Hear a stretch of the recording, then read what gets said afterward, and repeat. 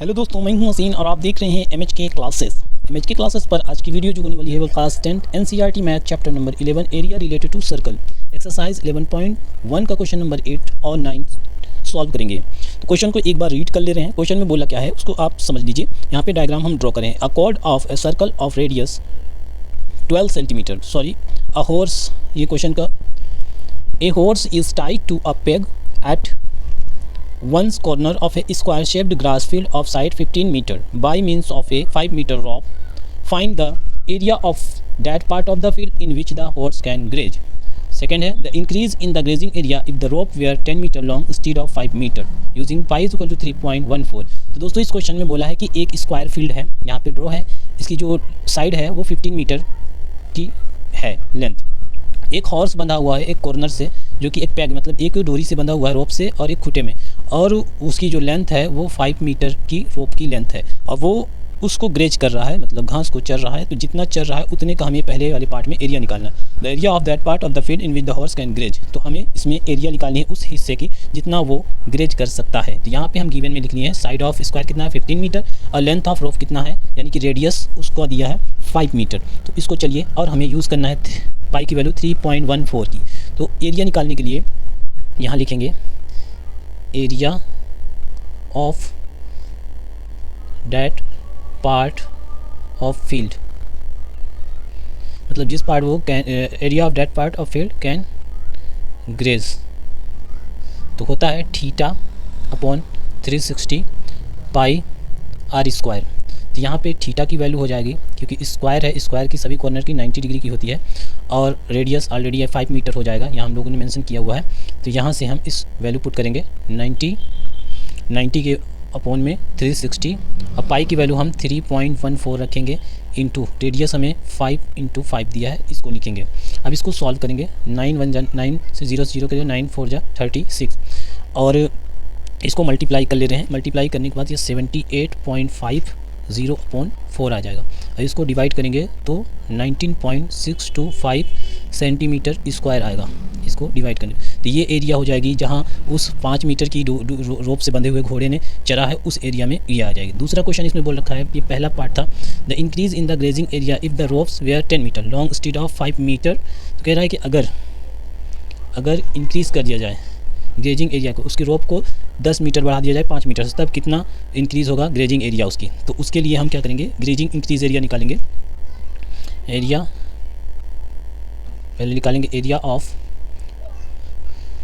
That part of field can graze, उसमें हो जाएगा थीटा की वैल्यू वही रहेगी 90/360, पाई की वैल्यू 3.14 × 10 हो जाएगा, उसके इंक्रीज़ रेडियस बदल के 10 हो जाएगा। 0 से 0 3 4 जा, उसी तरह यहाँ क्या आ जाएगा, यहाँ आ जाएगा, इसको मल्टीप्लाई करेंगे तो हमारा 314/4 आ जाएगा, और इसको डिवाइड कर देंगे 78.5 सेंटीमीटर, ये आ जाएगा तब जब इसकी रोप को 5 मीटर से बढ़ा के 10 मीटर कर दें। अब इंक्रीजिंग एरिया कितना आया सेकेंड में, इसको हम लिख ले रहे हैं, इंक्रीजिंग एरिया कितना है, the increase in the grazing area if the rope were increase 10 metre. तो पुराना वाला 78.5 माइनस 19.625, तो कितना आ जाएगा, यहाँ पे स्क्वायर है तो इसका आ जाएगा टोटल आपका 58 पॉइंट आ जाएगा 875 सेंटीमीटर स्क्वायर। ये इंक्रीजिंग पार्ट आ जाएगा इसका। एक आंसर यहाँ था और एक आंसर यहाँ था। तो दोस्तों अब नेक्स्ट क्वेश्चन 9 नंबर क्वेश्चन को हम एक बार रीड कर ले रहे हैं। इसमें क्या बोला है, इसमें बोला है कि a brooch is made with silver wire in the form of circle with diameter 35 mm. The wire is also used in making 5 diameters which divides the circle into 10 equal sector as shown in figure 12.2.1 to find the total length of the silver wire required, the area of each sector of the brooch. तो ब्रूच से क्या मतलब हुआ, जो light man लोग सजाते हैं घर को, एक लाइटिंग बनाते हैं इस तरह से सर्कल, तो इसमें वायर का यूज़ होता है और इसमें डेकोरेशन के लिए इसको बनाते हैं, तो इसको ब्रूच बोलते हैं। तो कहा जा रहा है कि एक ब्रूच बनाया जा रहा है जो कि सिल्वर वायर का यूज़ करके, और उस सिल्वर वायर का यूज़ करके उसमें 35 mm का डायमीटर का एक वायर ऐसे, जो कि टोटल उसमें 5 डायमीटर लगा के इस तरह से इसको कट किया जा रहा है, जिससे ये सेक्टर के फॉर्म में कन्वर्ट हो जा रहा है। तो पूछ रहा है, पहला बोला है कि इसका total length of silver wire required, total length of silver wire की कितनी ज़रूरत पड़ेगी। तो दोस्तों इसको सॉल्व करने के लिए हमें क्या करना पड़ेगा, पहले एक सिल्वर वायर का जो डायमीटर का फॉर्म में है उसका 35 mm दिया है, 5 का मल्टीप्लाई कर देंगे और प्लस इस सर्कल का डायमीटर निकाल लेंगे, इस सर्कल का सर्कमफेरेंस दोनों को ऐड कर देंगे तो total length of the silver wire required आ जाएगा। तो लिख रहे हैं यहाँ पे the total length of the silver wire required is equal to, कैसे आएगा, diameter of 6 wire plus circumference of circle. तो यहाँ पे देखिए डायमीटर एक का कितना है 35, और इसी तरह इसमें कितना टोटल है 5 है, सॉरी 5 का 5 प्लस और सर्कमफेरेंस 2πr होता है।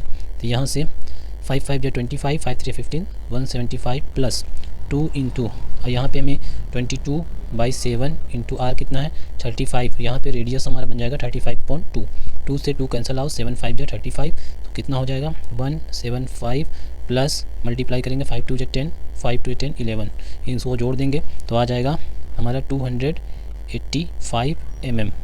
285 mm हमें क्या ज़रूरत पड़ेगी वायर की इस ब्रूच को बनाने के लिए। नेक्स्ट क्वेश्चन इसी में बोल रहा है the area of each sector of the ब्रूच। तो इसको फाइंड करने के लिए ब्रूच का एरिया तो हम सेक्टर वाला फार्मूला यूज़ करेंगे। तो यहाँ से लिख ले रहे हैं the area of each sector of the brooch हो जाएगा theta upon 360 pi r square. यहाँ थीटा की वैल्यू क्या हो जाएगी, इसमें कितना टोटल ये सेक्टर बन रहे हैं, टोटल सेक्टर इसमें बन रहे हैं 1 2 3 4 5 6 7 8 9 10। तो क्या करेंगे 360 को 10 से डिवाइड कर देंगे तो 36 डिग्री की एरिया हो जाएगी, थीटा की वैल्यू 36 आ जाएगी। तो यहाँ से हम पुट कर देंगे 36 360 इंटू पाई की वैल्यू हमें रखना पड़ेगा यहाँ पे, पाई की वैल्यू, इसमें पाई की वैल्यू कुछ नहीं बोला तो हम 22/7 रखेंगे, और आर की वैल्यू हमारा दे रखा है कितना 35/2 और 35/2, क्योंकि डायमीटर रेडियस दिया हुआ है तो कट कर दें 36 बन जाए 36 10 टाइम, 7 बन जाए 7 7 5 जाए 35, ये हो गया। और यहाँ से 5 1 जा 5, 5 2 जा 10, 2 1 जा 2, 2 1 जा 2, तो क्या क्या आ गया कट पर, यहाँ से आ गया 11/1, यहाँ से सारा चीज़ ख़त्म, यहाँ से 11 बचा और 1, यहाँ से 1/2, यहाँ से 35/2। अब इसको अच्छे से मल्टीप्लाई कर ले रहे हैं तो यहाँ से आएगा 35 1 जा 35, 35 1 जा 35, 38 हो जाएगा अपॉन में 4। तो इसका जो आंसर हो जाएगा 385/4 mm स्क्वायर की ये